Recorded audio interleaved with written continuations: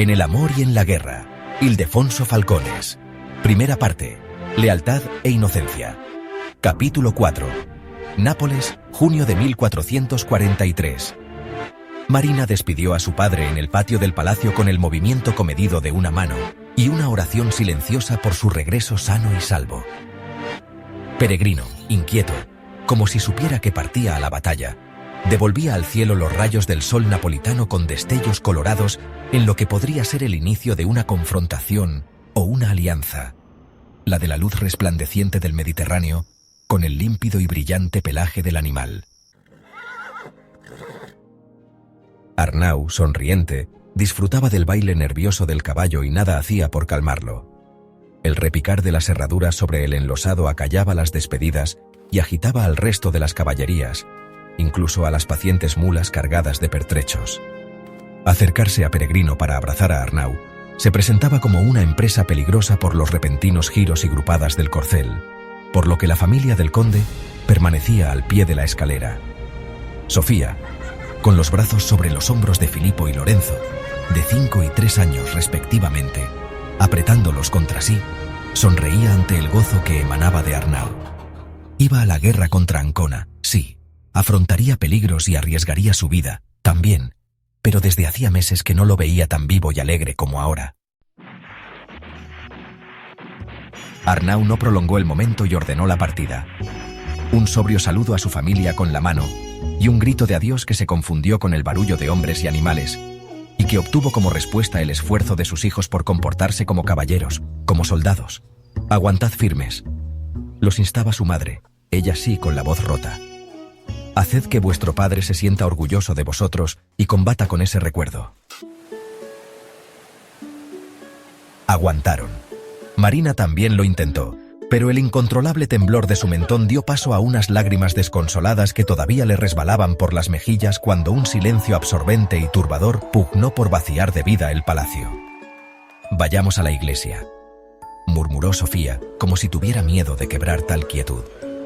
«Rezaremos por la victoria de vuestro padre y la del rey». Se dirigieron a San Lorenzo Maggiore, la iglesia construida y preferida por los angevinos, y sobre cuyo portal de acceso todavía permanecía colgado, en signo público e incluso divino de victoria, el carro que Alfonso usara en su entrada triunfal en Nápoles hacía varios meses. Sofía y sus 3 hijos, junto con la servidumbre que los acompañaba, accedieron a la nave principal de la monumental iglesia de estilo gótico francés. Bóvedas de crucería, esbeltas columnas lobuladas y arcadas destacaban en aquel edificio que se elevaba buscando el cielo, un templo erigido conforme a los cánones de un movimiento arquitectónicamente extraño en Italia. Anduvieron hasta el altar mayor pisando lápidas e inscripciones funerarias, empequeñecidos por los frescos con escenas marianas que decoraban la totalidad de los muros internos de la iglesia. Era difícil no distraer la mirada en algunas de esas pinturas, siempre encontrando algún nuevo detalle que añadir a los muchos que los excepcionales artistas habían plasmado para mayor gloria de la iglesia franciscana. La instrucción de la joven Marina de 13 años como noble y futura esposa, un matrimonio que su madre ya negociaba con otras familias de su condición, se hallaba en su momento de mayor intensidad e incluía la pietas y la religio, virtudes femeninas por excelencia que, no obstante, ella rehuía. La joven se aburría cantando letanías o con las lecturas devocionales y religiosas que le imponían. Prefería los clásicos, a los que de cuando en cuando le permitían acercarse y en cuyas obras fundamentaba el rey Alfonso la corriente humanística que pretendía imponer en sus territorios conquistados. Pero si algo había descubierto Marina, al llegar a la ciudad de Nápoles, era la biblioteca angevina del anterior propietario del palacio, y entre sus volúmenes, las obras de autores como Dante, Petrarca o Boccaccio, que en ocasiones hurtaba para leer en la intimidad de su alcoba. A ello cabía sumar su afición por el canto, el baile y la música. En ninguno de sus padres encontraba el modelo de esa devoción que pretendían inculcarle, destinada a acercar al piadoso hasta el misticismo, un estado de conciencia que no armonizaba con la lectura del Decamerón o la práctica del arpa. prudencia, la piedad y la misericordia le parecían cualidades incompatibles con la guerra. Jesucristo también necesita soldados. Acostumbraba a replicar con su firmeza habitual si surgía el tema. Marina no se atrevía a contrariar a su padre, por lo que era a su madre a quien se dirigía en busca de las aclaraciones que la curiosidad le reclamaba. «Eso que dice padre sobre los franceses», comentó cuando todavía vivían en Gaeta un día en el que Arnau había golpeado la mesa para enfatizar su función como capitán de un ejército divino. «¿Acaso no son católicos como nosotros? Los franceses no son moros ni infieles, son cristianos. ¿Entonces Jesucristo reclama esta guerra?» Es Dios el que ha llamado a Alfonso a reinar en Nápoles. Si los de Anjou se separan de los designios divinos, habrá que vencerlos por las armas. Pero el Papa no apoya al rey Alfonso. ¿Y el Papa? ¿A qué Papa te refieres?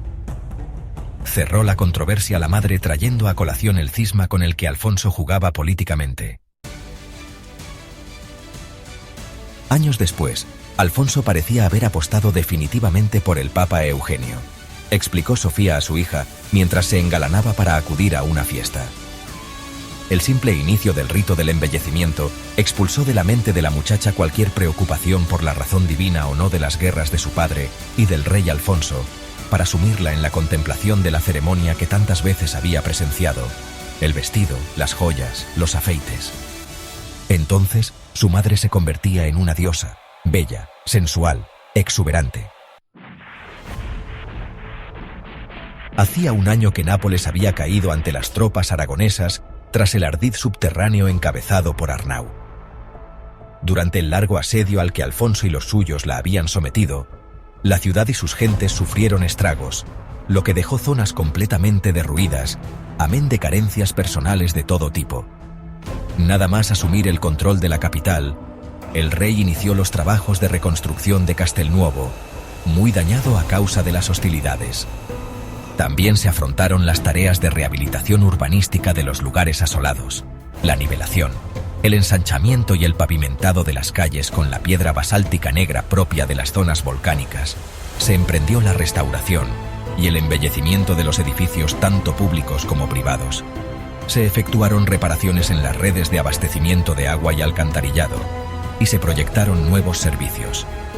Nápoles renacía, y con ella, sus gentes, a las que el perdón real permitió recuperar un modo de vida arrinconado durante la guerra. Los napolitanos ansiaban la fiesta y el ocio, aspiración que, alentada por la obsesión del rey por la cultura y las artes, engendró un ambiente en ocasiones libertino en el que poco tardó en verse enredada Sofía.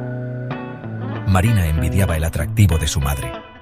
Si de niña los preparativos para una celebración no habían constituido otra cosa que un juego, tras el cambio que conllevó su primera menstruación y a medida que crecía, que se observaba, que comprobaba cómo aumentaban de tamaño sus pechos y se sentía más mujer, no podía dejar de compararse con una Sofía exuberante.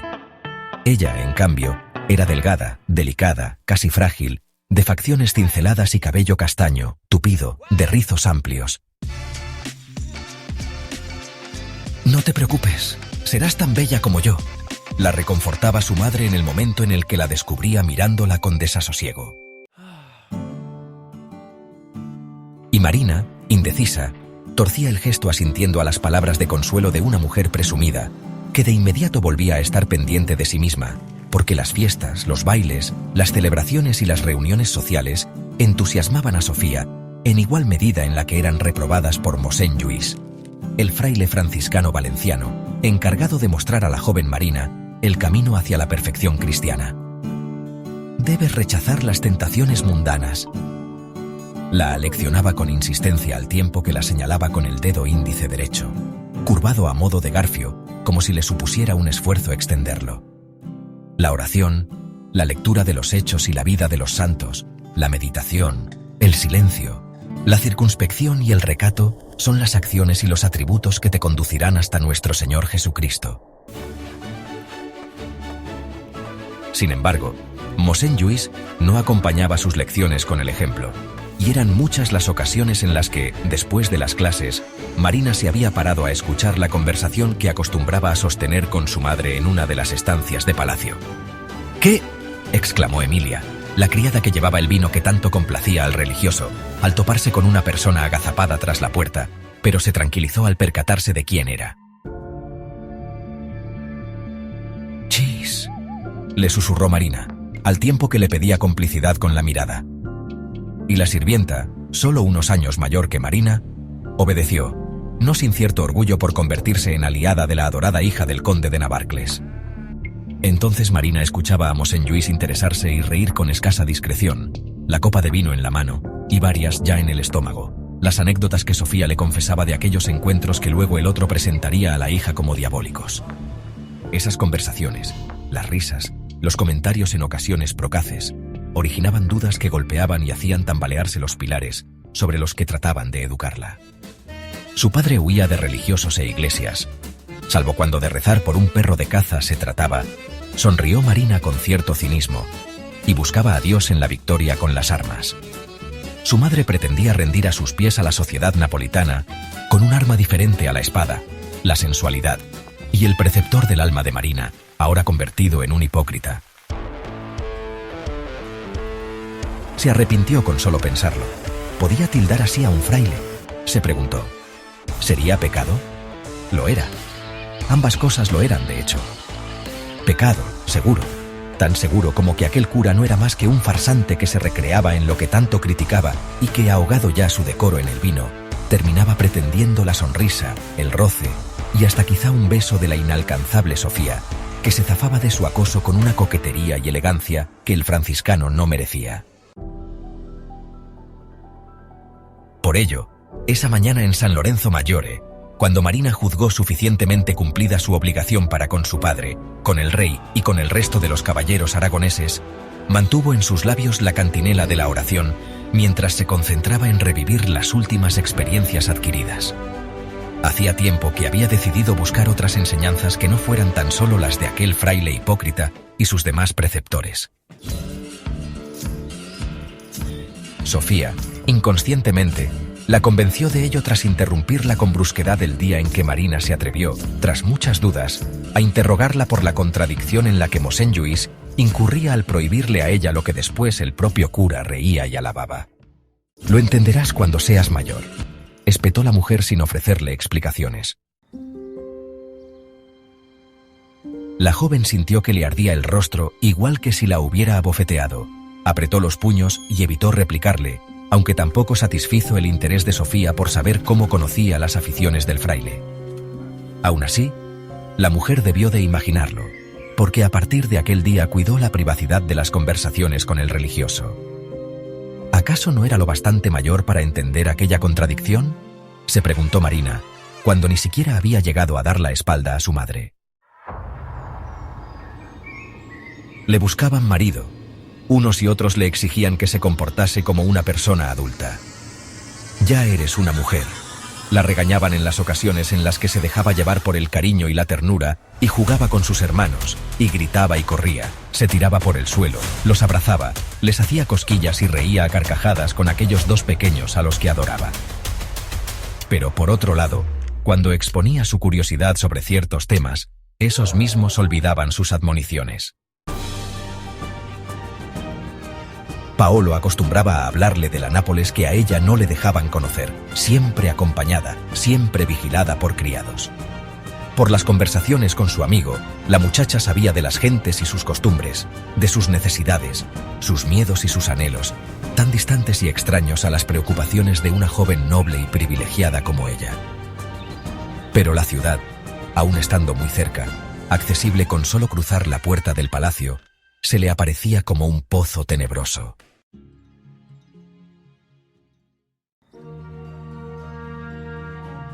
«Por favor», insistió Marina con su sonrisa más radiante. «Mi padre no nos pillaría, nunca está, y los demás no se enterarán. Además será divertido. No, no, sí que nos pillarían. ¿Cómo vas a escaparte? Te reconocerían, me disfrazaría. Puedo usar la ropa de Emilia», dijo Marina resuelta a convencerlo. «Es ropa de criada», alegó Paolo gesticulando como si la joven le hubiera propuesto una temeridad. «¿Cómo podrías vestir como una sirvienta? Además, tú no andas como una criada, ni te mueves como una criada, ni hablas como una criada». Marina abrió los ojos sorprendida. Era la primera vez que el napolitano discutía alguno de sus deseos. Le sonrió de nuevo, decidida a ponerlo en un aprieto. ¿Acaso tienes miedo?, lo desafió. Sin embargo, sus ojos, del color de la miel, se veían amables y afectuosos. Estaban sentados el uno al lado del otro, y Marina se le acercó como si quisiera mostrarle apoyo ante su temor, una ayuda que el muchacho rechazó separándose el mismo trecho que ella se había aproximado. Jamás se habían rozado. ¿Miedo al conde?, preguntó él a su vez, a modo de obviedad. Todo el mundo teme al general. ¿Tú también? Pensaba que no, que tú eras distinto. Tú lo guiaste por el subsuelo de Nápoles, exclamó, y Paolo apartó la mirada. ¿No es así? Y después estuviste en la muralla. Todo el mundo ha reconocido tu valor. Se habían recreado 1000 veces en aquellos sucesos, y Marina adoraba esa historia que convertía a aquel simple muchacho en todo un héroe. Sí, claro, convino Paolo. Y sin embargo, lo temes, intuyó ella. Paolo chascó la lengua. ¿Por qué?, reiteró con auténtica curiosidad. Tú eres un valiente. A Paolo le hubiera gustado confiarle su secreto, ya que en el fondo de su corazón, él sabía que no era tan valiente como todos pensaban. Fue su madre quien lo obligó a bajar al pozo. Él se había guarecido en la torre, y solo cuando un ballestero lo amenazó con arrojarlo a los franceses si no les conseguía proyectiles, se atrevió a salir de su escondite para recoger aquellas saetas. Así que ese heroísmo procedía más de las amenazas ajenas que del valor propio. Pese a todo, no tenía la menor intención de confiar eso a Marina, que ahora lo miraba expectante, con los ojos muy abiertos, esperando una respuesta. Paolo intentó zanjar la cuestión diciendo: «Tu padre sí que es valiente». Marina, con un tono firme, respondió: «Mi padre es catalán». Paolo se sorprendió ante la afirmación. ¿Acaso los napolitanos no eran valientes? Marina interpretó su gesto de desconcierto y trató de explicarse. Cuenta mi padre que cuando todavía era muy joven, en una ocasión el rey Alfonso tuvo que mediar en una discusión entre sus propios capitanes y Braccio, un condottiero que, tras servir a otros reyes, terminó como mercenario al servicio de Aragón. La disputa versaba sobre la brutalidad de los catalanes en contra del carácter de los italianos.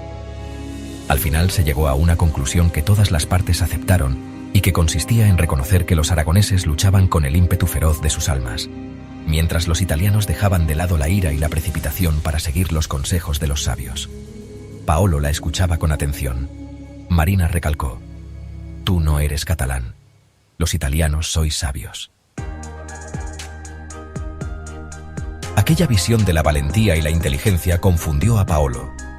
Quizá, efectivamente, no fuera tan valiente como Arnau Estanyol, pero entonces sería más inteligente. La cuestión lo turbó. ¿Él, un simple panadero, más inteligente que el general aragonés? Apartó aquellos pensamientos y pugnó por centrarse en la propuesta de Marina que había desencadenado tal conversación: la intención de recorrer Nápoles. Paolo comentó: «Con miedo o sin él, las damas como tú no pueden salir a la calle a mezclarse con el común de la gente». Marina hizo un mohín de disgusto y con un tono levemente desafiante respondió: «¿Sabes una cosa? Las damas tenemos muchos recursos, y no te preocupes, no te necesito para esto». Paolo, un poco sorprendido, preguntó: «¿De verdad no tienes miedo de salir sola?». Marina afirmó, aunque sin excesiva convicción: «La mitad de mi sangre es catalana, mi padre era siciliano, debo de ser algo valiente». Paolo, reflexionando sobre su propia identidad, concluyó: «Pues yo no sé si soy valiente o inteligente. Solo soy el hijo de una panadera napolitana». «Una panadera favorecida por el rey», apuntó Marina. «Sí, he oído que la exención de impuestos que os concedió puede reportaros buenos dineros. Supongo». Era la segunda vez que Paolo evitaba la conversación. Paolo respiró hondo. «Mi madre se asoció con el conde Gaspar para explotar la licencia de venta de trigo que el rey nos concedió». «¿Condes Torrent? Es un...». «Mi padre lo odia. Eso lo hemos sabido después». El mismo día en que el rey nos otorgó el beneficio, cuando íbamos a casa se nos acercó un comerciante, un factor del conde, y llegasteis a un acuerdo. Al día siguiente, sí, el conde nos pagó con generosidad. Ya te he dicho que somos unos simples panaderos, Marina. Tenemos un horno en el que cocemos el pan y las viandas que nos traen, y hacemos el nuestro. No alcanzamos a más. No sabríamos qué hacer con una licencia libre de impuestos. No entendemos de esas cuestiones. No tenemos dinero. No comerciamos con grano. Y la oferta de aquel hombre fue buena. Lo lamento. Sonó a despedida. Paolo resopló y se levantó. Marina lo imitó. Paolo, no te sientas así. No. Mi madre tiene razón. No debería estar aquí contigo, esa es la verdad. Por primera vez desde que se conocían, Marina apoyó con delicadeza su mano en el antebrazo del muchacho, pero él lo apartó casi como si le hubieran acercado un tizón. Quizá su madre también lo hubiera aleccionado al respecto, pensó la joven. Seguía delgado, pero ya no era el chico esquelético y sucio que acompañara a Arnau bajo las murallas de la ciudad. Había ganado presencia. Era bien parecido, y aunque vestía de forma sencilla como cualquier artesano, camisola más parduzca que blanca, calzones y sandalias, salvo algunos restos de harina, siempre iba limpio, como debe ser para quien trabaja con el pan, repetía el propio Paolo con orgullo. Pero a mí me gusta que vengas. Entonces prométeme que no saldrás de este palacio. Marina suspiró. En el fondo, pese a sus palabras, sabía que no se atrevería a pisar la calle si no iba con alguien de confianza como Paolo. Te lo prometo. Él asintió, satisfecho, y prometió regresar, retomando así la costumbre de acceder a los deseos de aquella joven que, una vez sola en el jardín, escrutó los alrededores con preocupación, atenta a miradas indiscretas. Los temores de Paolo solo consiguieron que Marina renunciara a postergar su descubrimiento de Nápoles. Tiempo habría, concluyó. Así pues decidió. La siguiente noche en la que mi madre acudió a una fiesta, aproveché su ausencia. Pegué la oreja a la puerta de mi alcoba, atenta a la respiración de Emilia. La criada dormía fuera, en el pasillo, sobre un par de mantas, pendiente de cualquier deseo de sus señores. Roncaba.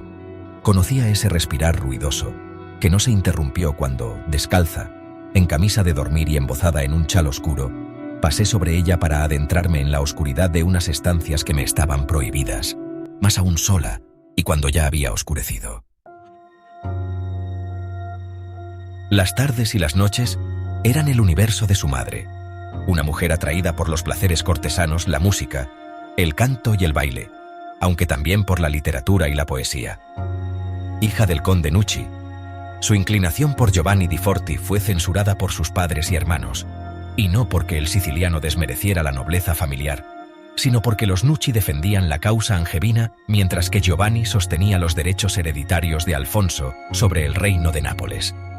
El rey, aún en guerra, apoyó el matrimonio, y Sofía supo aprovechar esa situación. Simularía escapar sin vuestro permiso, padre, arguyó ante el conde y dos de sus hermanos en una reunión que logró convocar a base de súplicas. Con lo que vuestro honor quedaría incólume. Podríais repudiarme incluso. Los tres hombres esperaban mayores explicaciones. Si Alfonso conquistase Nápoles, eso no sucederá, gritó uno de sus hermanos. Si Alfonso conquistara Nápoles, repitió Sofía con paciencia, tendríais en Giovanni a un aliado. Y traicionar a Renato. Decenas de nobles como nosotros están pasándose al bando aragonés, replicó la hija. Sois conscientes. Alfonso los acoge con generosidad y los nombra príncipes, duques, marqueses. Más de 40 títulos de conde ha creado desde que invadió estas tierras. Quien hablaba por boca de Sofía en realidad era Giovanni. Durante los largos años de guerra, a medida que los aragoneses conquistaban plazas y regiones, Alfonso beneficiaba con extrema generosidad a los nobles napolitanos concediéndoles títulos, tierras y todo tipo de pensiones a cargo del erario real, exenciones fiscales y beneficios económicos en forma de concesiones, licencias y patentes para asegurarse su fidelidad e ir horadando la autoridad angevina. Lo que muchos de sus nobles consideraban un plan arriesgado, alcanzó su máximo exponente en el momento en el que el rey otorgó a los varones del reino el merum et mixtum imperium, la jurisdicción criminal sobre sus vasallos, una potestad que hasta entonces siempre había permanecido en manos del monarca.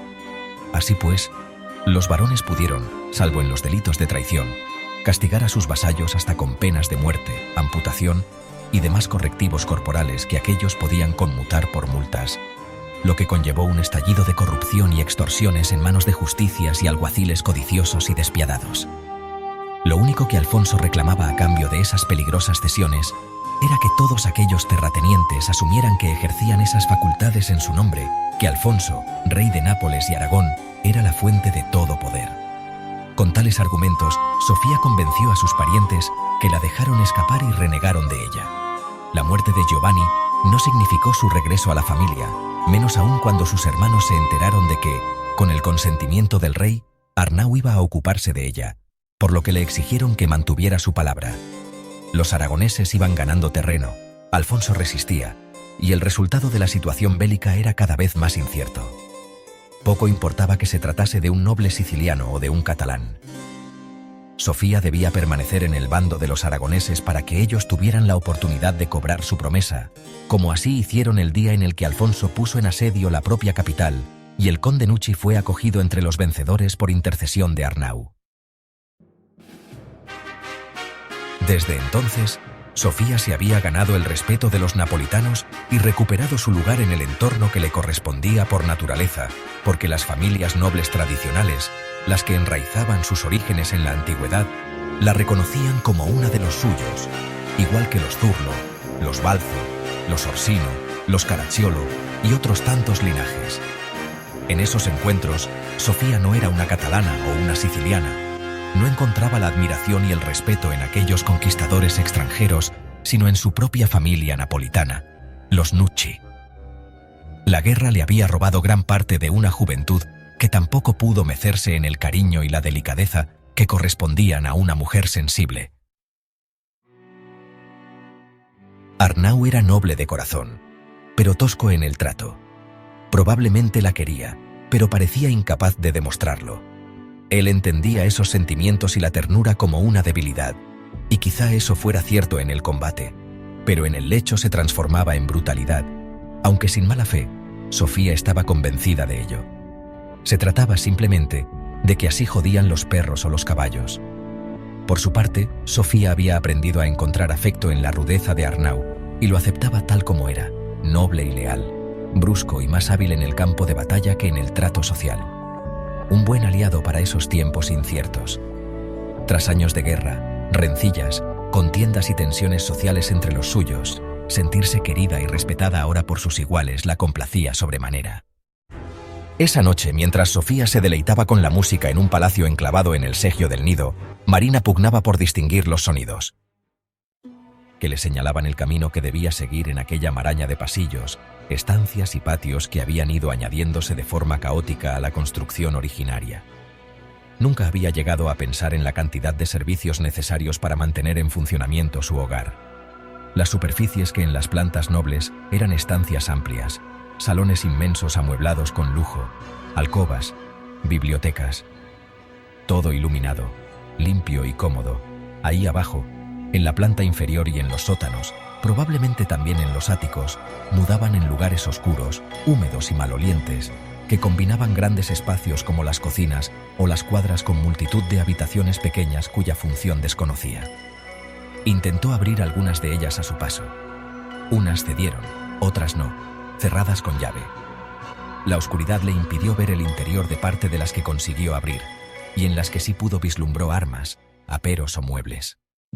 De camino al resplandor y a las voces que surgían de una habitación, sorteó a un par de hombres que dormían en el suelo para asomarse a la luz.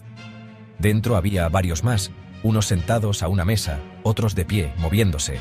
Jugaban a los dados alumbrados por velas. Apostaban, gritaban, lanzaban los dados y se peleaban. Los dineros pasaban de una mano a otra. No reconoció a ninguno de ellos, menos todavía al que descubrió su cabeza tapada con el chal sobresaliendo al otro lado del marco de la puerta. «Entra, muchacha», la invitó. «Si me traes la suerte, seré generoso contigo». Un estallido de carcajadas y comentarios soeces acompañó la propuesta. Marina se vio observada por algunos de aquellos hombres. Otros ni se molestaron en volver la cabeza. «No nos distraigas, mujer, juguemos», exigió un barbudo de los que estaban de pie. «¿Quién es esta?», inquirió alguien. Ella se tapó todavía más el rostro. «No seas tímida, entra», la animó otro. Marina no fue capaz de moverse. El corazón le latía con fuerza, le temblaban las rodillas y le fallaba la respiración. Permanecía hipnotizada por una escena que parecía que nadie quería romper, por no perder su puesto alrededor de la mesa de juego. Presenció 2 tiradas más. Oyó insultos, blasfemias por la mala suerte, o por la buena, con la Virgen, para bien o para mal, en boca de todos ellos. Hasta que uno, quizá un perrero por sus ropas sucias y el hedor que incluso ella era capaz de percibir, perdió cuanto dinero tenía e hizo ademán de dirigirse hacia donde se encontraba. Marina se demoró un instante, pero acabó reaccionando. Se impulsó contra el marco y corrió por el pasillo al tiempo que trataba de recordar dónde dormían los criados para no tropezar con ellos. Oyó a su espalda. Nadie la persiguió, lo que no fue óbice para que continuara con paso apresurado, ajena a todo, hasta tranquilizarse con los ronquidos de Emilia a la puerta de su alcoba. Mientras Marina cerraba la puerta de su dormitorio para respirar tranquila, Sofía departía con el conde Ariño, su anfitrión del día. «¿Os ha complacido la música?». Sofía dudó que al noble le importase si le había gustado o no el concierto. La pregunta no era más que la excusa para acercarse a ella, mucho, como si se tratara de un asunto confidencial, íntimo, y tomarla del codo con una mano para rodearle el talle con la otra, acompañarla en un paseo por el salón, charlando, riendo tontamente sus respuestas, e incitándola a hablar mientras dejaba que la mano apoyada en su cintura descendiera hasta una de sus nalgas. «Antonino», se quejó ella, «la música me transporta a un paraíso de sensaciones placenteras tal que desearía no tener que confrontarlas con la sordidez de las mundanas». La mano saltó del lugar en el que se posaba. Sofía rió como si quisiera agradecer públicamente al conde su compañía. «Si me lo permitieseis, os mostraría el lado bello de los placeres mundanos», le ofreció él con expresión lujuriosa. «Porque con vos podría alcanzarse un éxtasis tan puro y excelso como el que anuncian las trompetas al son del Pange Lingua Gloriosi». «Antonino», lo regañó Sofía. El conde se despidió con una elegancia que volvió a arrancar una sonrisa a Sofía, quien después recorrió con la mirada el salón, ruidoso y concurrido. Nadie parecía haberse percatado, salvo un hombre que la observaba con descaro apostado en una esquina, solo, vigilante, el cinismo en su rostro, Gaspar de Storren. El que, desde la distancia, inclinó levemente la cabeza hacia ella. Sofía no le devolvió el saludo. Pese a sus últimas palabras, Paolo no regresó al Palacio Estanyol durante 3 semanas. Marina, bueno, ella no lo entendía, por lo que el último domingo en que Orsolina acudió con la torta con la que acostumbraba a presentarse el hijo y al que volvió a excusar con torpeza, ella acudió a la cocina en cuanto la avisaron de la presencia de la mujer, pese a la oposición de Sofía, que no aceptaba que su hija recibiera a una panadera. «Dile que no falte el próximo domingo, Orsolina», le pidió. «Díselo de mi parte. Adviértele que me enfadaré si no viene y haré que la guardia vaya a buscarlo», recalcó intentando adoptar un tono de amenaza. «Se lo diré, baronesa», se comprometió con humildad la mujer, utilizando el título que correspondía a Marina desde la muerte de su padre. «¿No tienes suficientes jóvenes de tu clase con los que departir en lugar de perseguir a un panadero, Marina?», le recriminó Sofía a su regreso al salón.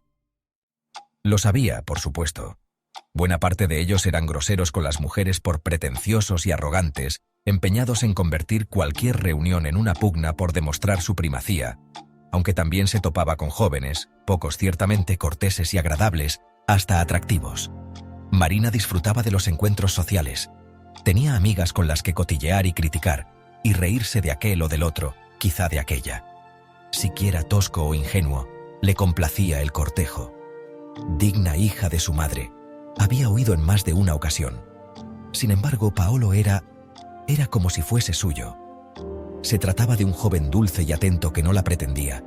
Marina apostaría a que ni siquiera en sueños, en esas fantasías pecaminosas de las que tanto la prevenía Mosén Lluís, y aunque la obedeciera y consintiera cualquiera de sus deseos, No era comparable a un criado como en ocasiones había insistido su madre para hacerla desistir de su compañía, porque con ningún otro sirviente se habría sentado ella a charlar en el banco de un jardín y le habría confesado sus secretos.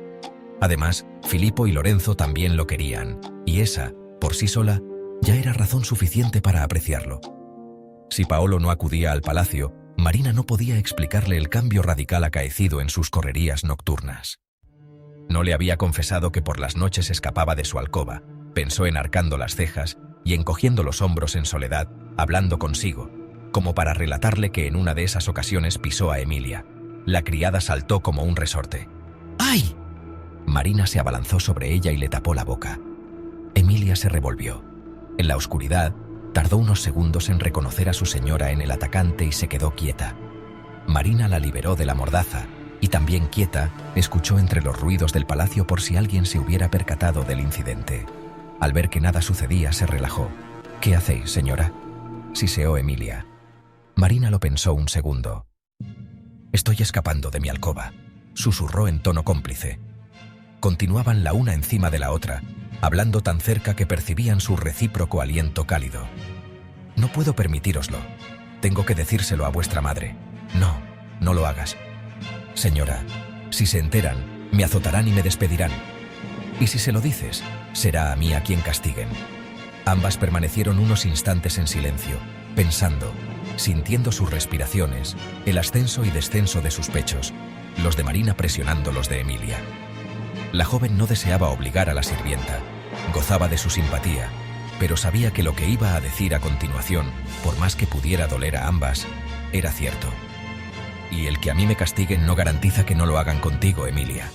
Es más, te consta que el mayordomo será severo». Emilia sabía qué sucedería. La castigarían igual, quizá hasta con mayor rigor por cumplir con su trabajo y denunciar a Marina.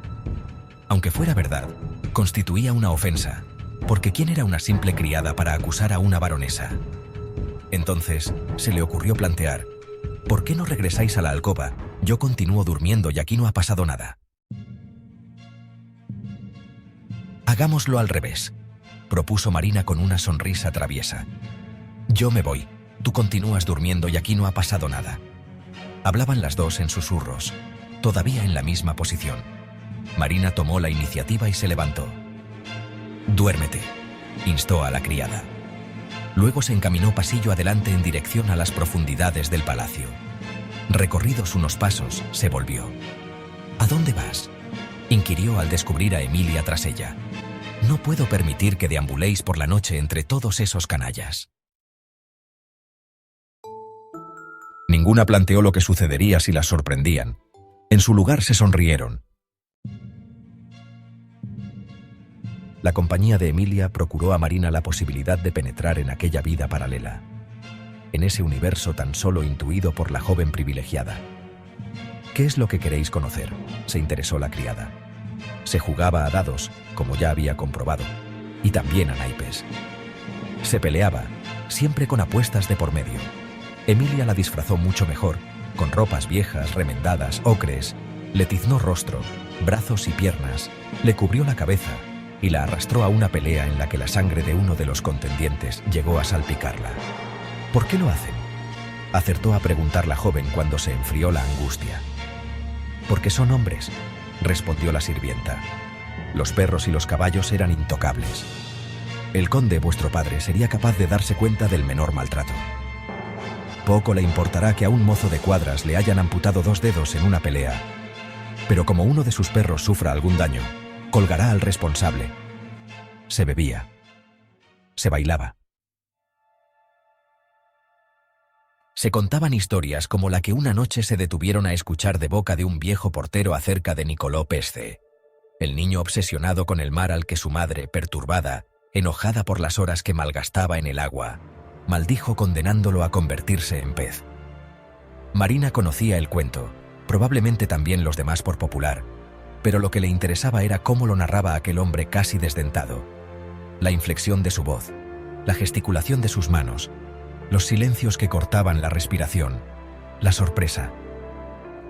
Esa noche, la muchacha disfrutó con las respuestas y expresiones del auditorio, cuando el niño medio pez, medio hombre, encarnado en el viejo portero, habló al rey de los tesoros que escondían las profundidades marinas.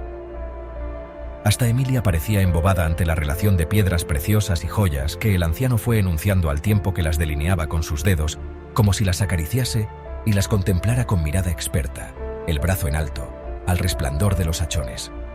Todos aquellos tesoros, perlas, zafiros, esmeraldas, cubrían el fondo del mar entre jardines de coral y barcos hundidos.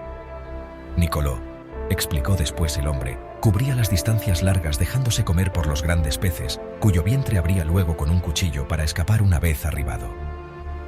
Una de las mujeres que trabajaban en las cocinas chilló en el momento en el que el cuentista simuló cortarle el estómago con el dorso de la mano a modo de espada.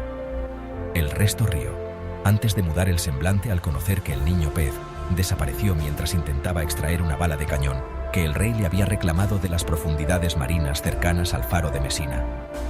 La decena de escuchantes trató de escabullirse en cuanto el anciano puso fin a la historia, pero este consiguió detener a un par de ellos y acorralarlos para que le dieran una moneda. Para el entierro y las misas de un pecador, le rogó con la mano sucia extendida temblorosa. «Tu sitio es el infierno, viejo. ¿Para qué quieres misas?». Se zafó uno de ellos mientras el otro rebuscaba a disgusto una moneda entre sus ropas. «No sé para qué», le recriminó al dársela. «Mañana estarás bebiéndote lo que nos quitas para ese puñetero entierro. A ver si te mueres ya», añadió el que se había librado. Marina interrogó a Emilia con la mirada. «Está obsesionado con la muerte y su entierro», le aclaró la sirvienta.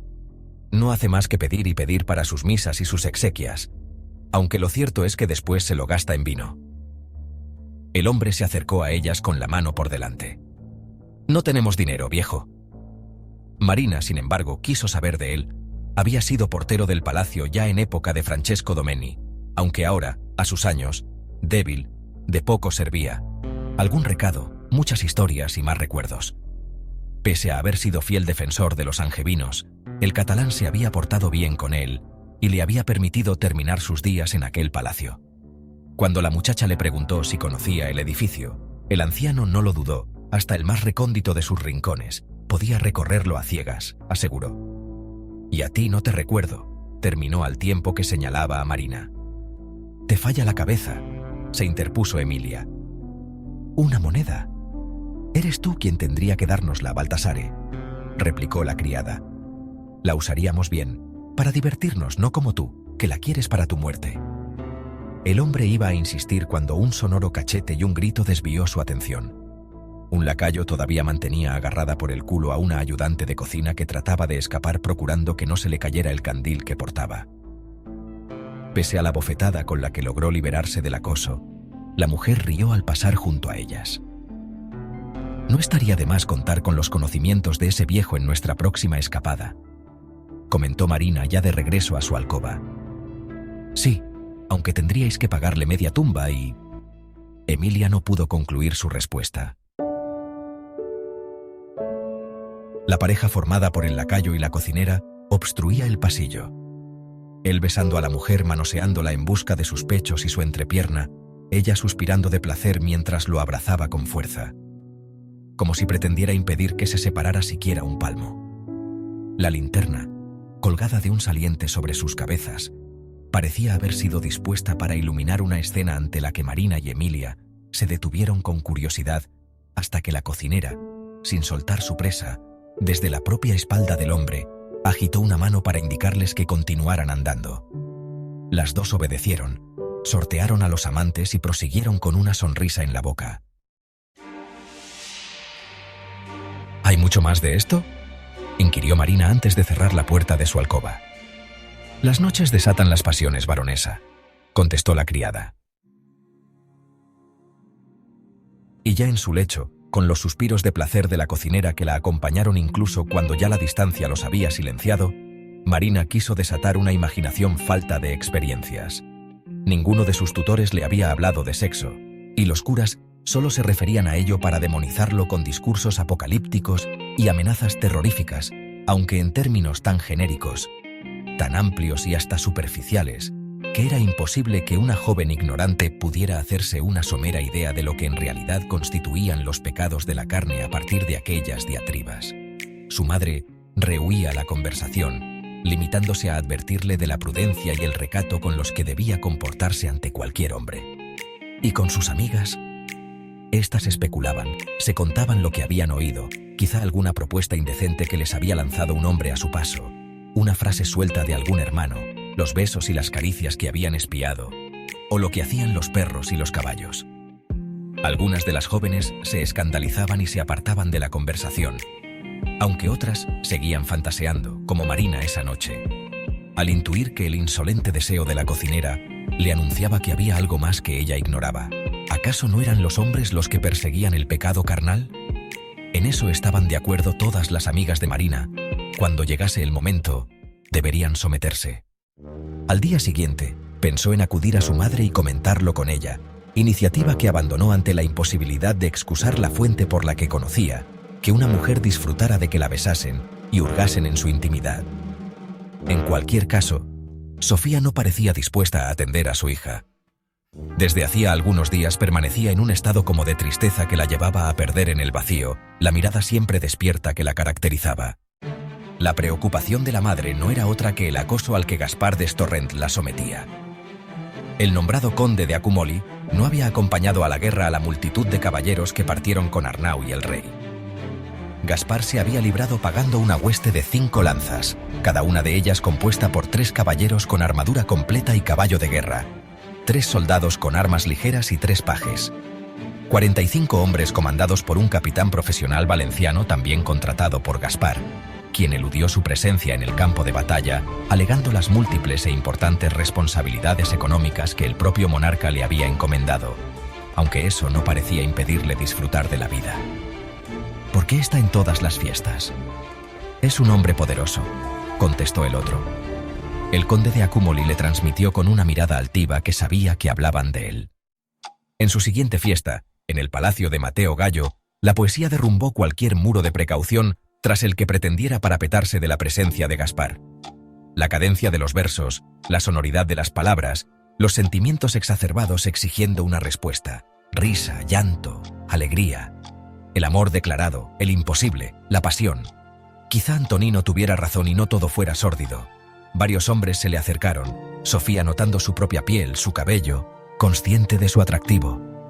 Flirteó, rió, charló. Alguien le robó un beso en un momento de descuido. Se turbó. Hubo aplausos.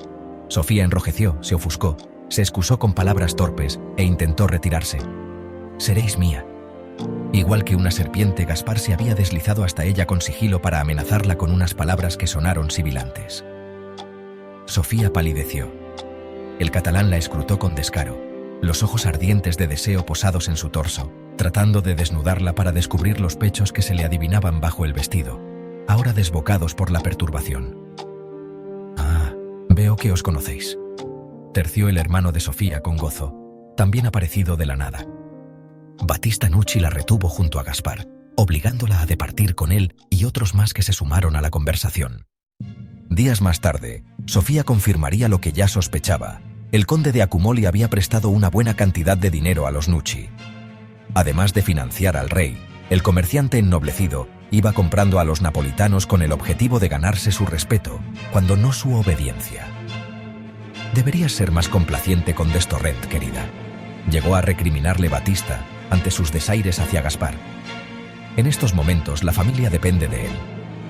Ella fue a protestar, pero su hermano se lo impidió. Padre está enfermo, madre es anciana. ¿Pretendes darles este disgusto? ¿Sabes lo que les sucedería si el catalán diera por vencidos los créditos? Sofía conocía el ruinoso estado de las finanzas de su familia y, sobre todo, la ingente cantidad de recursos dilapidados por su hermano mayor. No obstante, pese a que la causa de esas carestías no era otra que el derroche y el despilfarro de Battista, ella nunca haría nada que perjudicara a sus padres. Mientras tanto, Arnau luchaba lejos de su hogar en una guerra que se prolongaba puesto que Francesco Sforza, que ya contaba con el apoyo de florentinos y venecianos, llegó a buscar también, atemorizado ante el poderío del ejército napolitano, el de su suegro, Filippo Maria Visconti, duque de Milán, con el que hasta ese momento mantenía un enfrentamiento. Visconti confió en las buenas intenciones de su yerno y medió ante Alfonso para que cejase en su empeño y abandonase la región. La amistad que unía al duque de Milán y al rey de Nápoles era firme y sincera, cimentada en la convivencia entre ambos nobles, cuando en 1435, años antes de su victoria definitiva, Alfonso sufrió un revés en la guerra y terminó preso en manos del duque a la espera de su rescate. Ya en aquella época, el rey aragonés luchaba contra los ejércitos de los mayores estados italianos, que querían impedir que se hiciese con el reino de Nápoles. Alfonso se enfrentó a una alianza compuesta por los angevinos al mando de Renato de Anjou y sus aliados, Venecia, Florencia, el Papa y Génova. Fue la flota de esta última república la que venció a la aragonesa en la batalla de Ponza. Alfonso y la mayoría de sus nobles fueron hechos prisioneros, y el aragonés, tras su paso por Savona, terminó bajo la vigilancia de los milaneses. Alfonso y Filipo hablaron, se conocieron, trabaron amistad y al final terminaron firmando un tratado por el que se repartían Italia, el norte para los milaneses, incluida Córcega, a la que Alfonso renunció, el sur, Nápoles, para los aragoneses. Por eso, la intimación que Filipo hizo a Alfonso para que pusiera fin a las hostilidades contra Sforza puso en un compromiso al aragonés, que se había comprometido a restituir a los estados pontificios los territorios cuyo gobierno el Papa había entregado al condottiero, del que ahora desconfiaba. Alfonso continuaba enemistado con Génova y en ese momento volvía a enfrentarse a la Marca de Ancona y sus aliados, Venecia, Florencia y probablemente Milán. De nuevo, el aragonés contra Italia entera. La llegada del invierno, sin embargo, conllevó un cese en las hostilidades y un respiro para Alfonso, que regresó a Nápoles dejando sus ejércitos acantonados en varias ciudades de la Marca. Arnau tenía que regresar por Navidad, pero finalmente no lo hizo. Se quedó en Ancona, a cargo de la milicia. Superadas las celebraciones religiosas, la presencia del rey en la ciudad incrementó las profanas, y si Arnau vivía en la Marca, la tregua impuesta por la climatología, Sofía tenía que defenderse en Nápoles en un campo de batalla muy diferente, el de los salones de los palacios en guerra declarada contra un Gaspar de Storren, que, protegido por Batista, se comportaba con mayor descaro a medida que transcurrían los días. Si la nobleza italiana, frívola en lealtades, permanecía pendiente del resultado del ataque contra Sforza y el consecuente baile de alianzas entre estados, la napolitana presenciaba turbada los ataques del conde de Accumoli a la integridad de una mujer dispuesta a resistir, porque la inicial consideración que Sofía había merecido como miembro de la familia Nucci se enfrió ante el temor a Gaspar y la aquiescencia de Batista, quien consentía públicamente esa relación. Si los Nucci daban su aprobación, ¿quiénes eran ellos para interferir en cuestiones de amor? ¿Qué más hacen?, interrogó Marina a su criada en el momento en el que la encontró limpiando y ordenando la alcoba. No entiendo, baronesa. No te hagas la necia, la regañó Marina, como si con ello alejara también sus propias dudas. ¿Qué más hacen las mujeres de este palacio, además de besarse en los pasillos? La criada abrió los ojos cuanto le permitieron cejas y párpados. La señora la instó a contestar con un gesto similar. Fornicar, terminó reconociendo Emilia. Por lo visto, era usual que las parejas acudieran a una estancia en particular. En ocasiones hasta se junta más de una, explicó Emilia en un susurro. Esa noche estaban las dos escondidas en un rincón oscuro, tras unos muebles amontonados sin orden. En esa habitación alejada del trajín ordinario de la casa, se acumulaban los enseres abandonados por Francesco Domenni en su precipitada huida de Nápoles, y que Arnau no permitía que se utilizasen por contener sellos, dibujos, relieves o motivos angevinos, pero que Sofía se había negado a quemar por el gran valor que tenían. Algún día podríamos restaurarlos, afirmó con pragmatismo. No veo la razón por la que tengamos que aprovechar la escoria que dejaron atrás nuestros enemigos. Desechó Arnau la idea con uno de sus típicos manotazos al aire. Querido, la razón es la misma por la que hiciste repicar las paredes de este palacio para borrar los vestigios de esos mismos franceses y traernos a todos a vivir en él. En aquel almacén se guardaban un par de camas con dosel y escudos heráldicos de los Domenni, labrados en grandes medallones en la madera, aunque desprovistos de los colchones de lana, que se habían reutilizado por más que hubieran acogido el descanso de los enemigos. Pero si las camas parecían impracticables, no así los tapices y las alfombras que estaban apiladas en el suelo, y que Marina pronto entendió que debían de ser más cómodas y acogedoras que cualquiera de los catres en los que dormían los sirvientes de palacio, cuando no lo hacían en el suelo. Podría ser peligroso si nos descubren. ¿Crees que me atacarían? ¿A la hija del conde?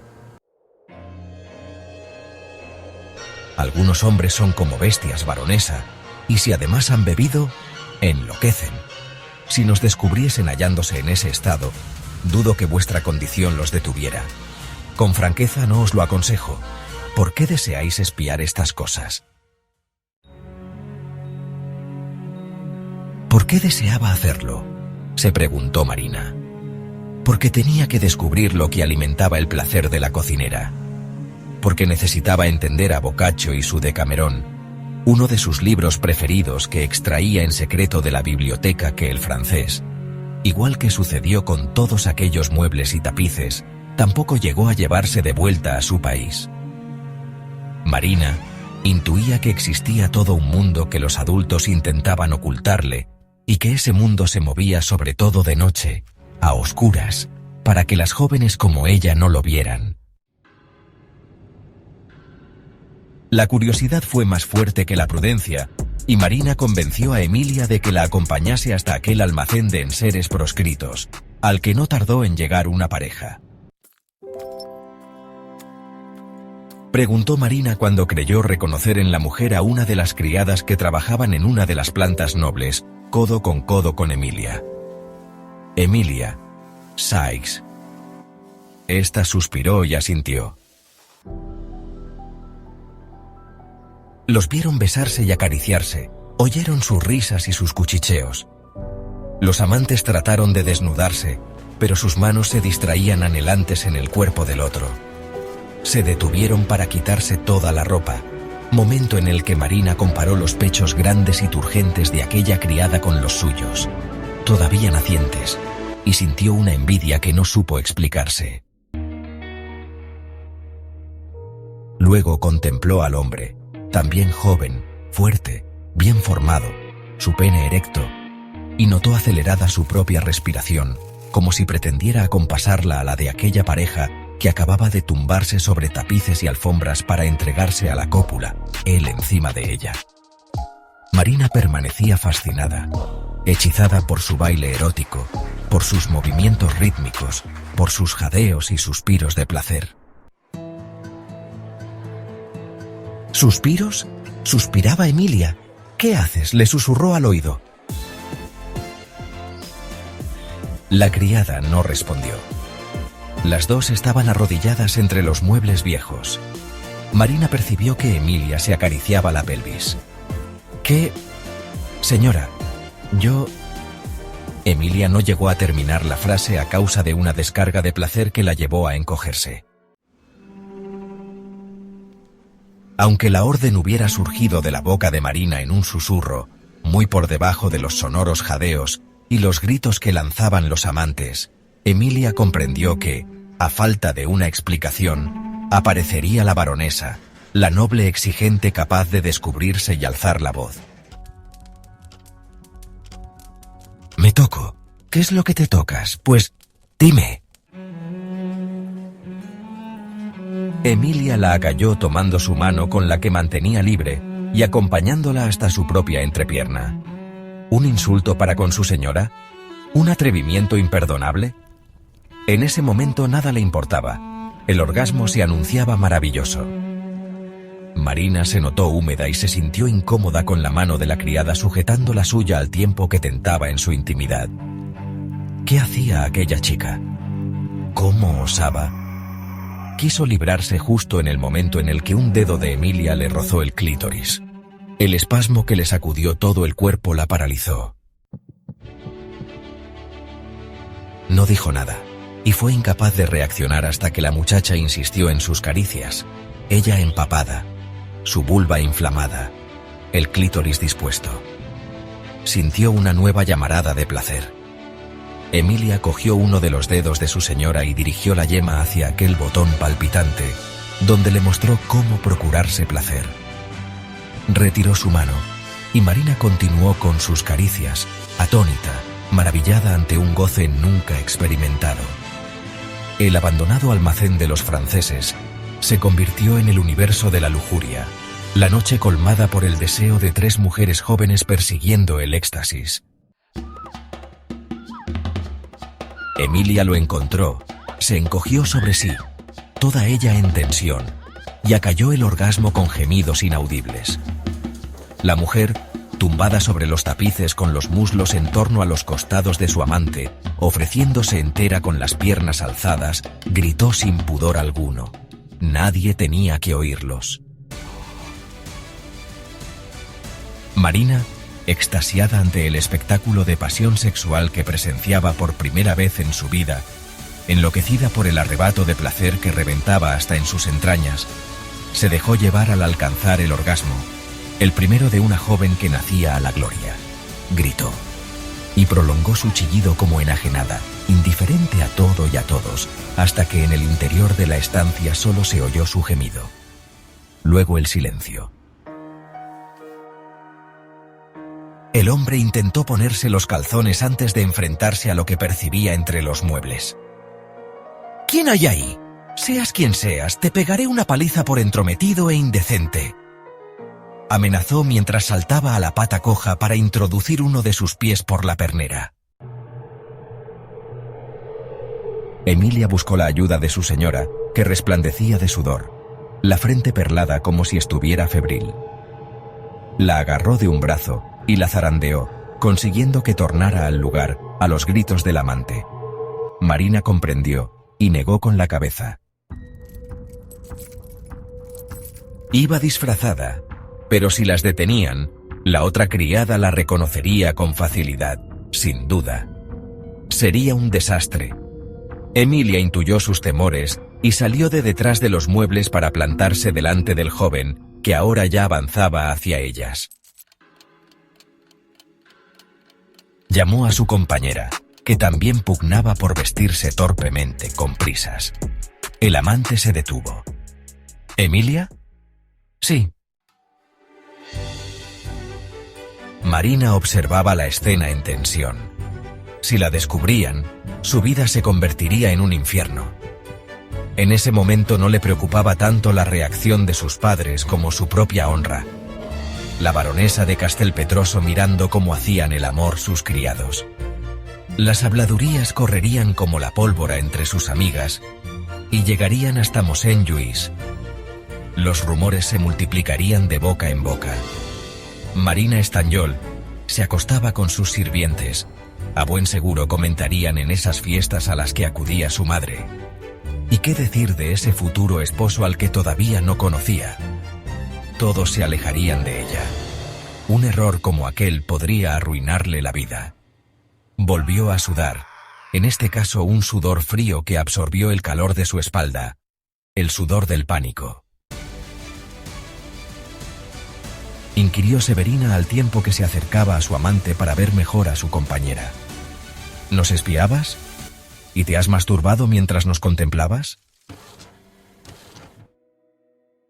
Así es.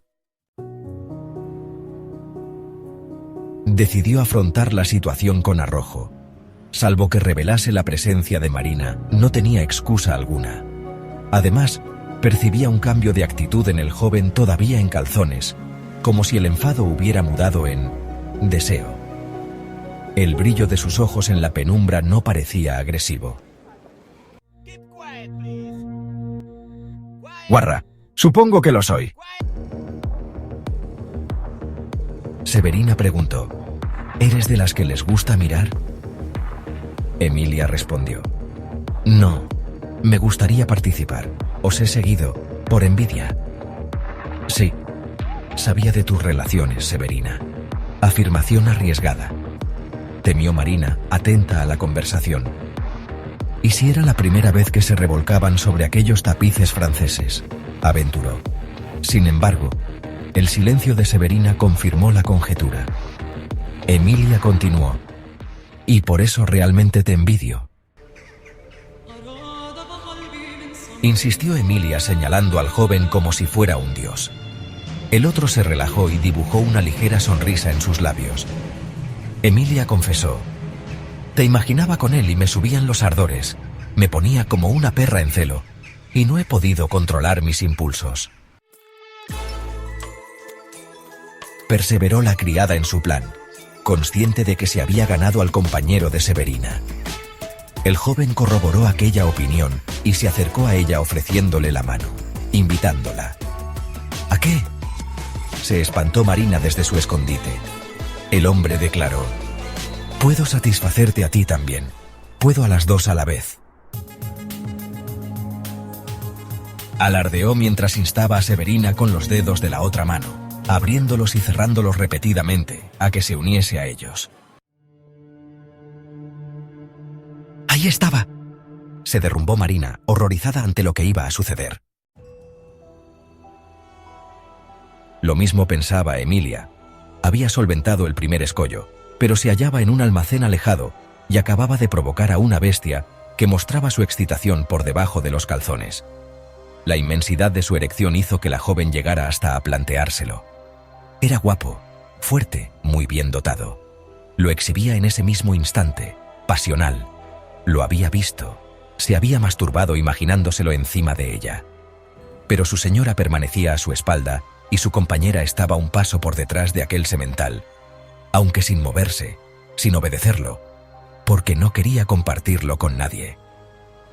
«Por encima de mi cadáver te follarás a esta guarra», gritó Severina, que se abalanzó sobre su amante y lo separó de Emilia a empellones. El sol del mediodía, ya ardiente al final de la primavera, parecía intensificar el aroma de los frutales y de las hierbas aromáticas que se acumulaba en el interior de los jardines amurallados del Palacio de Arnau. Sentada con Paolo en el banco en el que acostumbraban a hacerlo, Marina trató de distinguir el olor de las diferentes hierbas que cultivaban: perejil, orégano, albahaca. Ese domingo el joven había cumplido. Marina suponía que obligado por su madre, y se había presentado con la consabida torta. La muchacha y sus dos hermanos lo encontraron en la cocina al regreso de misa mayor en la iglesia de San Lorenzo. Al verlo, los pequeños se le echaron encima y pelearon y jugaron durante un buen rato, instantes que Marina aprovechó para sopesar, una vez más, si compartiría con él sus escapadas nocturnas. Había dispuesto de tiempo suficiente, entre rezos y cánticos, para pensar en ello, y su decisión fue que no. Le daba vergüenza hacerlo. Era todo tan problemático que hasta Emilia se rebeló tras el episodio en el almacén de los enseres franceses. Los amantes se enzarzaron en una riña mientras ella se escabullía hasta la puerta, desde donde vigiló que no descubrieran a su señora. Luego, cuando salieron, corrió por los pasillos. Se escondió y, tras su paso, todavía gritándose e insultándose el uno al otro, regresó al almacén, llegó hasta el montón de muebles apilados y tuvo que agacharse para ayudar a Marina a ponerse en pie. Los corazones de ambas latían desbocados y no se habían sosegado aún cuando alcanzaron la puerta de la alcoba de la muchacha. «¡Esto no puede ser! ¡No podemos volver a hacerlo!», exclamó entonces la criada. No había terminado de hablar cuando la joven baronesa de Castelpetroso venció palpitaciones, angustias y nervios y se irguió frente a su criada, que instantáneamente se arrepintió tanto de sus palabras como del tono de voz con el que las había pronunciado. «Señora». Trató de excusarse, pero aquella airada ya había cerrado la puerta tras de sí. La soledad y el silencio del dormitorio cayeron a peso sobre una Marina desconcertada. Emilia le había gritado, sí, le había dado órdenes, a ella, su señora, la baronesa, una joven descarada. Todas lo eran. ¿Qué decir de Severina, que se entregaba a los hombres? Pero todo eso palidecía ante el descubrimiento que ella misma acababa de hacer sobre su propio cuerpo, un hallazgo que no terminaba de entender. Pero, excepción hecha de Emilia, aquella que la había guiado por el sendero del placer, no tenía a quién acudir para que le explicase lo sucedido. Emilia tenía que saberlo, pues ella también se acariciaba la entrepierna. Marina jamás había sentido ese estallido de goce. Nunca hubiera llegado a imaginar que su cuerpo albergase esa capacidad de disfrute. Que sus músculos, su piel, sus órganos, toda ella llegara a convulsionarse ante tal arrebato de pasión. ¿Qué era aquello? No podía ser algo normal. Tal vez se hubiera mancillado para siempre, quizá incluso había perdido la virginidad, una lacra que su futuro esposo podría reconocer cuando llegara el momento. ¿Y los curas? ¿Lo percibirían con solo mirarla? Seguro. Aquellos hombres olían el pecado. La idea de que su madre pudiera intuirlo llegó a marearla. «¡Emilia!». La llamó, convencida de que no lograría conciliar el sueño si no obtenía alguna respuesta. Atendió a sus explicaciones. Decidió no volver a tocarse, aunque al día siguiente lo hizo, sola, y, como había augurado la criada, descubrió que su capacidad de gozar no se había agotado en aquella primera explosión. Su clítoris se empapó de nuevo al recuerdo del amante de Severina, aunque consiguió reprimir el grito de placer. La niña ingenua que había sido hasta entonces se vio asediada por 1000 sensaciones que no controlaba, que no conocía. Mintió a Mosén Lluís durante sus clases, pero la reserva en el confesionario le impedía dormir, consciente de que se hallaba en pecado. La culpa la acechaba. Era mala. Se reprendía prometiéndose la reconciliación con Dios, pero no se atrevía. Porque por otra parte, su mente fantaseaba con el amor, con los hombres, con la cópula de la que Emilia le había hablado y que ella misma presenció. Los jadeos de aquella pareja, los gemidos ahogados de Emilia incluso, sonaban como música en su cabeza, casi armónicos, y notó cómo se le endurecían los pezones. Otro descubrimiento. Se quedó quieta hasta que se atrevió a tocárselos y el placer recorrió de nuevo su cuerpo. Una sensación que tampoco era absoluta en sí misma, que exigía más y más hasta llegar al éxtasis. Ignoraba si era eso o pura perversión, y tuvo miedo de sí y de su propio cuerpo, que no paraba de depararle sorpresas. Empezó a pensar que los sacerdotes tenían razón y que debía alejarse de los pecados de la carne como del demonio. No podía contar nada de todo aquello al joven panadero que permanecía sentado a su lado en el jardín ese domingo, cabizbajo y en silencio, presto a recibir una reprimenda por haberla evitado durante varias semanas. Paolo era un joven tímido y dulce. ¿Qué iba a saber de relaciones carnales? Aún así, la pregunta surgió de sus labios sin que pudiera reprimirla. ¿Te has acostado alguna vez con una mujer? No, chilló él. Pero lo habrás visto, insistió Marina. Dicen que donde vives, donde vive la gente del pueblo, todo el mundo fornica. ¿A qué viene ese interés, Marina?, la interrumpió Paolo. La joven soltó un bufido y agitó las manos, empujando el aire, como si quisiera alejar de sí la conversación. Una amiga. La voz traicionó su engaño. Paolo la interrogaba con la mirada. Se conocían demasiado, concluyó Marina. Quizá su madre tuviera algo de razón en cuanto a la asiduidad de sus relaciones. Él era un muchacho inocente y no le sería útil. No debería haber sacado ese tema. Olvidemos a mi amiga. Paolo seguía observándola sin entender nada. Perdona, dijo ella al percibir su incomodidad. No debería habértelo preguntado. Como para convencerlo de la sinceridad de su disculpa, posó su mano sobre la de él, una mano grácil, de dedos largos y finos, que mantenía apoyada con firmeza en la piedra del banco. El contacto volvió a liberar una oleada de calor en el cuerpo de Marina, una sensación que ya no le era del todo desconocida, pero que Paolo rechazó con embarazo. Si la hija buscaba el contacto de Paolo, la madre renegaba del de Gaspar d'Estorrent, porque Batista, su hermano, seguía actuando como si la hubiera vendido al comerciante y tuviera que entregarla. Y la mujer se encontraba sola. Arnau no pisaba Nápoles desde hacía tiempo y tardaría mucho en hacerlo. En el mes de agosto de 1444, cuando el rey Alfonso se disponía a partir hacia Ancona y acabar con Francesco Sforza, el virrey de Calabria, Antonio Centelles, hombre de confianza que gobernaba sobre una de las regiones más importantes del territorio, traicionó a su monarca y se alzó en armas contra él. Alfonso cambió el rumbo de su ejército y lo desvió hacia el sur de la península, a donde Arnau fue reclamado junto con el resto de las tropas acuarteladas en la marca de Ancona. Eso permitió que Sforza, con la ayuda de los estados italianos enemigos del aragonés, milaneses, florentinos y venecianos, volviera a establecerse. La partida del ejército napolitano posibilitó al condottiero recuperar las 21 ciudades y los numerosos castillos que Alfonso había conquistado para el Papa, hasta el punto de que éste se vio obligado a rendirse y a reconocer a Sforza, nombrándolo marqués de la Marca.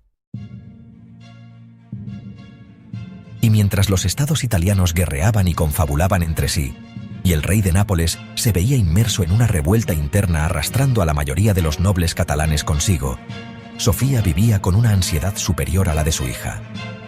Aquella situación no podía prolongarse más. O ella desaparecía y se recluía en su palacio, algo que su propia familia sanguínea no le permitía, o tenía que poner fin al asedio de Gaspar. El comerciante no aguantaría mucho más tiempo sin agredirla. Un hombre como él, rico y poderoso, no iba a conformarse con ser permanentemente rechazado. Era una afrenta de la que empezaba a chismorrearse.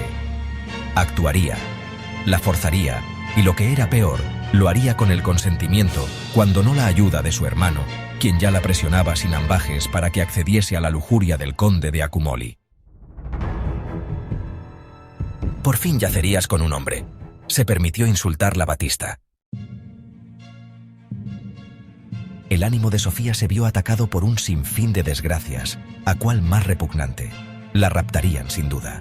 Destorrén o cualquier secuaz que contratara, podía ser hasta de su familia. La secuestrarían y la llevarían a una propiedad discreta en la que el catalán la tendría a su merced. No sería la primera vez ni la última que eso sucedía.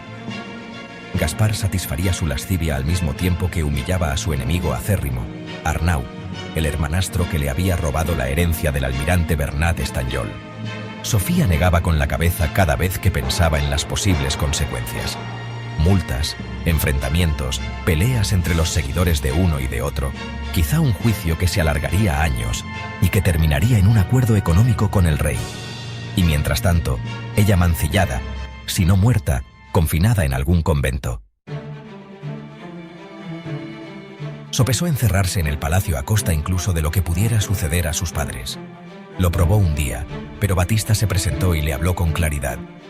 «Asaltará el palacio», le advirtió. «Está dispuesto. Se ha vuelto loco por ti. Lo tienes obsesionado. Y Arnau está muy lejos, eso si todavía vive. Está siendo una guerra cruenta esta de Calabria». Sofía continuó como si se dirigiese a la hermana pequeña. Muchas mujeres mantienen amoríos con hombres que no son sus esposos. El rey, el duque de Calabria, los varones del reino, hasta los más humildes se dejan arrastrar por la incontinencia. Lo sabes. Tú misma no haces más que enardecer pasiones, mostrándote, flirteando, coqueteando, excitando a los hombres. No me extrañaría que ya hubieras tenido varios amantes. Mentiroso, lo insultó ella. Decide tú, prosiguió Batista sin darse por ofendido. Puedes controlar la situación como hacen las demás y entregarte a Gaspar con discreción. Tarde o temprano se cansará de ti y te liberará. Estos catalanes son vastos hasta en el amor. O puedes retarlo, oponerte, enojarlo. Creo que le gusta. Lo excita. Es un vicioso. En ese caso, sin embargo, el escándalo será tal que no tendrá remedio. Tras esa conversación, Sofía no se atrevió a desaparecer del mundo cortesano a la espera de tomar una decisión. Fue una noche de regreso al palacio, la brisa caliente y húmeda incomodando el andar de Sofía. Había aumentado su escolta. Claudio abría camino con la linterna y Ángela, una criada, caminaba a su lado junto a dos lacayos más que los acompañaban. La comitiva superó la plaza en la que se alzaba la iglesia de Santa María Donna Regina, giró para dirigirse al Palacio Estanyol y cruzar el complejo de la catedral y sus edificios sacros, y allí, a la altura de la plaza en la que antaño se erigía el templo de Apolo, vieron cómo se les acercaba una partida de varios hombres embozados. Sofía chilló en la noche. Claudio empujó a su señora a un callejón sin salida y la protegió con su cuerpo y un puñal que no estaba autorizado a portar por las calles de Nápoles. Los hombres los persiguieron hasta la calleja. «¡Atrás!», los exhortó Claudio amenazándolos con el arma, su espalda presionando a Sofía contra la pared, mientras Ángela y los dos lacayos, más atemorizados estos que las mujeres, hacían piña con él. Los asaltantes se quedaron repentinamente quietos. «¿Necesitáis ayuda?», preguntó uno de ellos con sosiego. «¿Qué ayuda?», replicó el criado corriendo el cuchillo de uno a otro. Sofía suspiró. Se asomó por entre las cabezas de sus sirvientes para comprobar que no iban embozados. Las sombras de la noche los habían engañado. «Pues eso, ayuda. Tu señora ha gritado». Terció otro. Sofía se zafó de la presión de Claudio y los demás, y apareció en escena. «Disculpadnos», les rogó. Se veía que eran ciudadanos respetables de Nápoles. Solo los privilegiados, además de las putas, los borrachos y los delincuentes, deambulaban por las calles una vez anochecido. Con el toque de campanas y el cierre de las puertas de las murallas, la población se recluía en sus casas. Nos habían advertido de la existencia de unos malhechores y hemos creído. Evidentemente, nos hemos confundido. Os reitero mis disculpas, caballeros. No es necesario. Tal como les dieron la espalda, Sofía sintió que le fallaban las piernas y cayó desmayada al suelo. «¡Apartaos de mí!», gritó Sofía en el momento en el que Gaspar se había arrimado a ella en los jardines del palacio donde los invitados a aquella lectura pretendían encontrar algo de frescor entre los árboles y las fuentes, alrededor de una de las cuales se había reunido una gran parte. El catalán dio un paso atrás, sorprendido. Batista la miró con odio, convencido de que su hermana se había plegado a sus pretensiones para evitar el escándalo, mientras la otra mujer y 2 hombres más de los que componían el grupo, todos aduladores del dinero del comerciante, mostraron disgusto en sus rostros y en sus gestos. Varios fueron los que se volvieron hacia el corro ante el rugido de Sofía. Muchos otros lo hicieron ante sus siguientes palabras. «No sois más que un avaro catalán que no merece pisar este sagrado suelo napolitano. Jamás me poseeréis. ¿Lo habéis entendido?». Escupía las palabras con saña, vertiendo todo el odio y el rencor que había ido acumulando. «Jamás disfrutaréis del amor de una noble napolitana. Ni gozáis de calidad ni sois lo suficientemente hombre». Mientras la mujer lo insultaba, Gaspar observaba a su alrededor escrutando actitudes, comprobando lealtades, anotando amigos y enemigos. Sofía cayó y sus juramentos flotaron en un silencio solo roto por el suave borboteo del agua en la fuente. «¿Estás loca?», le siseó al oído Batista. «Acabas de cavar tu tumba y la de los tuyos. ¡Necia!». Sofía también interrogó con los ojos a cuantos los rodeaban. Una gran mayoría no fue capaz de sostenerle la mirada. «¡Cobardes!», los insultó. Gaspar sonrió con cinismo, alzó las cejas e impávido, como si nada hubiera sucedido, se dirigió a Sofía. «Ni siquiera los vuestros están dispuestos a defenderos. ¿Dónde se esconde Arnau?». Sofía fue a revolverse cuando una voz cascada la detuvo. «Arnau pelea junto al rey defendiendo Nápoles. Bien lo sabéis, catalán. El conde está donde también deberíais estar vos por poco valor y coraje que tuvierais». Sofía se había presentado en la sede del segio de su barrio, el Capuano. Muchos de los asientos perimetrales que rodeaban el atrio que, junto a la estancia para reuniones, componían el segio, estaban vacíos porque los nobles que los ocupaban, Arnau entre ellos, se hallaban en Calabria. Pero aquellas instituciones ancestrales que dirigían la ciudad, que juzgaban, castigaban y legislaban, respetaban al modo en el que lo hacía el Senado romano la preeminencia de los ancianos, el respeto a su sabiduría y la prudencia, y esos sí que permanecían en Nápoles. Eran 4, ancianos todos, tanto que uno de ellos requería de la ayuda de un bastón y un criado para sostenerse. 3 viejos condes y un marqués, de las familias Arceli, Orimini, Gagliardi y Pandoni, todas del segio capuano.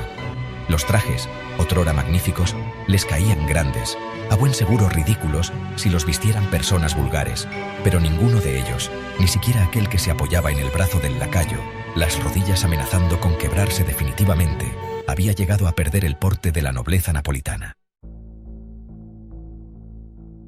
En el segio, Sofía habló, invocó sus orígenes emparentados de una forma u otra, en mayor o menor medida, con los de los linajes de los miembros a los que se dirigía, y se quejó de la persecución a la que estaba siendo sometida por un catalán avaro porque, como bien sabían todos ellos, los catalanes eran avaros. Los nobles asintieron desde hacía más de un siglo. En el imaginario italiano, los catalanes, ciertamente, eran un pueblo de avaros. Su agresividad comercial, la conquista de nuevos mercados en toda la cuenca del Mediterráneo y sus éxitos en los negocios habían llevado a los diversos reinos italianos a considerarlos verdaderos depredadores. Quien consolidó de manera definitiva esa condición fue Dante Alighieri en la Divina Comedia, donde directamente habló de la vara povertà di Catalogna, algo que a partir del gran maestro florentino alimentaron diversos cronistas y escritores, y por fin el pueblo. «¡Y brutos!», añadió uno de los ancianos del Seggio Capuano. Por más que se empeñe Alfonso, la mayor parte de su gente no habla latín, algunos ni siquiera saben leer. No les preocupa más que el dinero y la guerra. Con tales prejuicios, con la autoridad que les procuraba su edad y su condición, los 4 ancianos se enfrentaron a Gaspar d'Estorrent, comerciante catalán recién beneficiado con un condado insignificante que pocos sabrían señalar en un mapa. Gaspar dudó, aunque recuperó su hieratismo antes de contestar. «El rey me encomienda labores tan importantes o más que la de guerrear contra un rebelde. ¿Quiénes sois vosotros para criticar los deseos de Alfonso?». Había elevado el tono de voz a medida que hablaba. Incluso se había acercado un par de pasos hacia ellos, altanero, vestido con prendas lujosas, como siempre. ¿4 viejos que no pueden tenerse en pie? Sofía se apretaba los dedos entrelazados de las manos pese al dolor. Se lo habían cuestionado en el atrio. «Es un cortesano importante. ¿Nos apoyarán los nuestros?». Y solo rebajó la presión cuando vio que varios nobles napolitanos se acercaban a los ancianos y les daban su amparo. El apoyo se multiplicó y en unos instantes Gaspar se enfrentaba a un numeroso grupo de aristócratas, bastantes mujeres entre ellos. «No sois hombre de calidad suficiente para gozar de una noble napolitana», le escupió una de ellas. «Regresad a vuestra tierra». Los insultos se repitieron hasta que uno de los ancianos levantó una mano. «Catalán», le advirtió con dureza, «habéis conquistado esta tierra, pero nunca lo conseguiréis con nuestra gente. Si esta mujer, si cualquiera de nuestras mujeres tiene algún problema con vos, os colgaremos en la plaza como a un vulgar ladrón y después os descuartizaremos para que os coman los perros. No es el rey, sino nosotros, los miembros de los Seggi, los que gobernamos Nápoles. No lo olvidéis nunca. Marchaos».